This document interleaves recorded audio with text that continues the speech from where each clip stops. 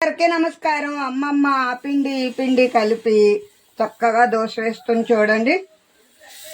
ఎందుకంటే ఏ రకం పిండి కలిపినా కాస్తంత పెరుగు కలిపితే దోశలు వచ్చేస్తాయండి. వరిపిండి చక్కగా కాస్తంత మైదా పెరుగుతోటి అమ్మమ్మ దోశ వేస్తుంది చూడండి. ఇదే మా అల్పాహారం.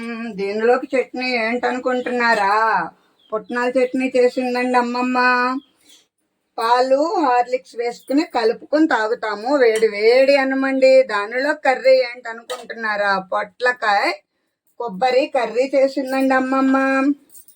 దానిలోకి ములగాకు అల్లం బెల్లం చింతపండుతోటి చక్కగా చారు కూడా తయారు చేసిందండి. రోజా ఫ్లేవర్ చూసారు ఎంత బాగుందో కదా అండి.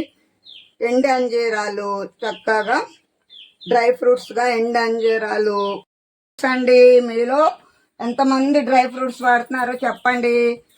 ఈ వీడియో మీకు నచ్చినట్లయితే లైక్ చేయండి, షేర్ చేయండి, సబ్స్క్రైబ్ చేయండి, అమ్మమ్మని సపోర్ట్ చేయండి.